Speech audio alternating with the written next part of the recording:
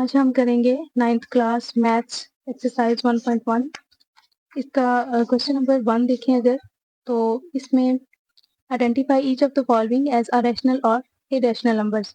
तो इसके लिए हमें सबसे पहले रैशनल और इरेशनल नंबर्स को समझना है कि ये कौन से नंबर होते हैं।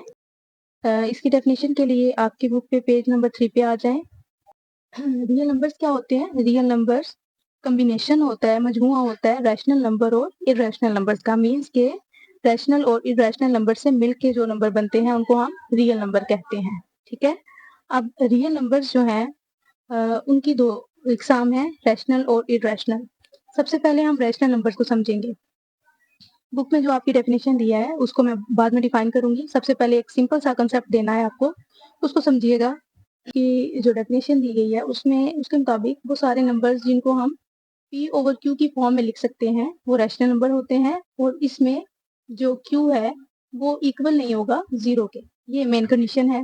अब इसको सिंपल और सादा अल्फाज में कहा जाए तो वो सारे नंबर्स जिनको हम फ्रैक्शन में लिख सकते हैं, मीन्स कसर में लिख सकते हैं, या तो उनको हम कसर में होंगे, फ्रैक्शन में होंगे तो हम उनको रैशनल नंबर कहेंगे, या फिर उन नंबर्स को हम आसानी से फ्रैक्शन में तब्दील कर सकते हैं या फ्रैक्शन में कन्वर्ट कर सकते हैं, फ्रैक्शन में लिख सकते हैं, तो भी उस नंबर को रैशनल नंबर कहा जाएगा। ठीक है।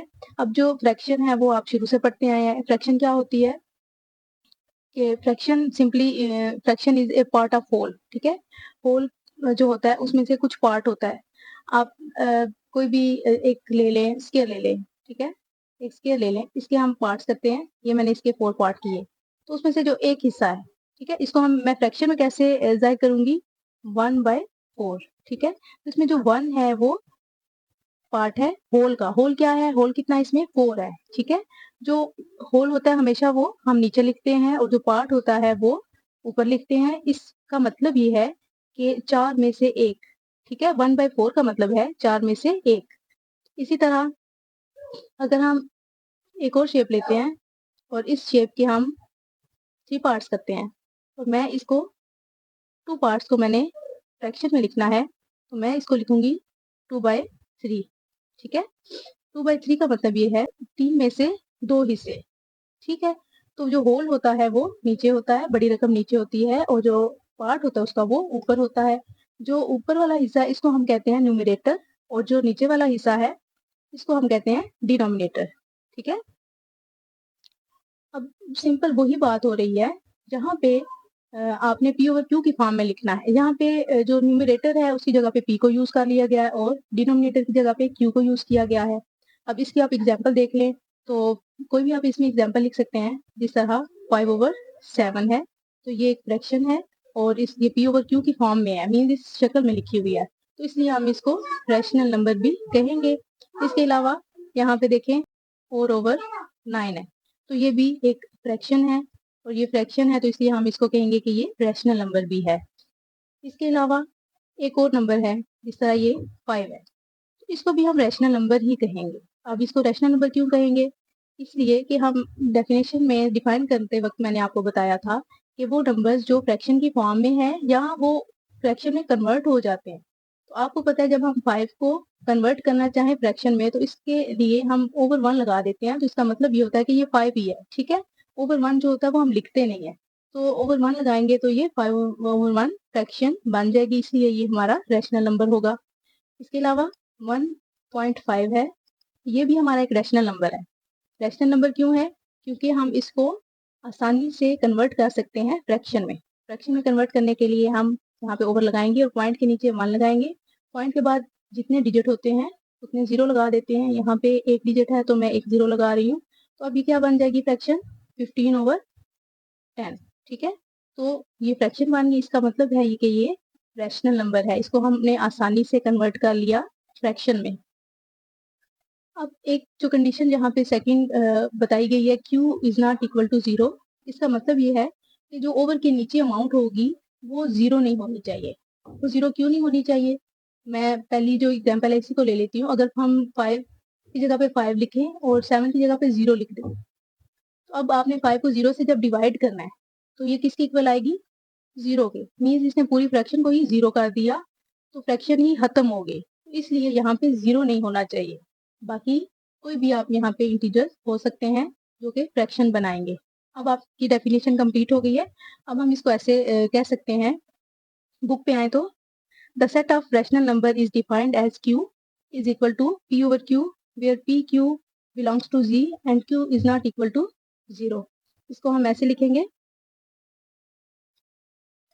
रैशनल नंबर के सेट को हम q से जाहिर करते हैं और इसको हम ऐसे लिखेंगे q is equal to p over q। p over q का मतलब है कि यहाँ पे कोई भी फ्रैक्शन होगी और इसमें जो p और q होंगे वो बिलोंग करेंगे किस सेट से, belongs to z and q is not equal to 0।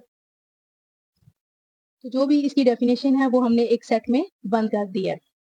चलें, इसके बाद हम बात करेंगे इरेशनल नंबर्स की। इरेशनल नंबर वो नंबर जो आपने रैशनल नंबर में पढ़ा है बिल्कुल उसका अपोजिट है ये, कि ऐसे नंबर जिनको p ओवर q की फॉर्म में नहीं लिखा जा सकता। A number which can not be expressed in p over q form, जिसको हम p ओवर q में नहीं लिख सकते, या तो वो उसमें लिखा नहीं होता या फिर उसको हम p ओवर q में फ्रैक्शन में कन्वर्ट नहीं कर सकते। तो बुक से ही आपकी एग्जाम्पल ले लेते हैं। जिस तरह एक एग्जाम्पल दी गई है, जिस तरह इधर एक नंबर है पाई। अब पाई की वैल्यू क्या है 3.1415926535897932 एंड सो ऑन, मीन्स कि ये वैल्यू चलती ही जा रही है। अब ये जो वैल्यू चलती जा रही है हमें नहीं पता कि ये नंबर कहाँ पे रुकेंगे, तो इसलिए इसको हम फ्रैक्शन में कन्वर्ट नहीं कर सकते। ये डेसिमल पॉइंट तो हमारे पास है, हम इसके नीचे 1 लगाएंगे, आगे कितने डिजिट हैं और कितने 0 लगेंगे हर डिजिट के साथ, इसलिए इसको हम कन्वर्ट नहीं कर सकते, इसलिए ये हमारा इरेशनल नंबर है। इसके अलावा एक नंबर होता है ई, इसकी वैल्यू क्या है जी, इसकी वैल्यू क्या है 2.17828182845904 एंड सो ऑन। ये नंबर भी बिल्कुल ऐसे ही कंटिन्यूसली जा रहा है, बिल्कुल ये नंबर भी जारी है, इसलिए हम इसको कन्वर्ट नहीं कर सकते फ्रैक्शन में, इसलिए ये इरेशनल नंबर है। इसके अलावा वो जितने भी नंबर्स जो अंडर रूट में आते हैं और वो पूरे पूरे सॉल्व नहीं होते, ठीक है, तो उनको जब हम सॉल्व करते हैं कैलकुलेटर से तो उनका आंसर जो आता है वो पॉइंट में आता है। जिस तरह अंडर रूट 2 है, इसका आंसर 1 पॉइंट। इस तरह से इस नंबर के भी जो पॉइंट के बाद डिजिट आ रहे हैं वो एक डिजिट के बाद दूसरा डिजिट जो आ रहा है वो नया डिजिट है, ठीक है, इसमें कोई एक डिजिट रिपीट नहीं हो रहा या सेट ऑफ डिजिट रिपीट नहीं हो रहा, और ये नॉन टर्मिनेटिंग है, मीन्स खत्म भी नहीं हो रहे, चलते जा रहे हैं, तो इसलिए इसको हम में कन्वर्ट नहीं कर सकते, तो ये भी हमारा इरेशनल नंबर ही कहलाएगा। इस सिंपल इज डैट कि आपने जितने भी अंडर रूट में आएंगे नंबर्स जो कि सॉल्व नहीं हो सकते पूरे पूरे, तो आपने उनको इरेशनल नंबर में ही कंसीडर करना है। अब इसको जब सम अप करते हैं तो जो इरेशनल नंबर हैं उनको हम क्यू डैश से रिप्रेजेंट करते हैं, ठीक है।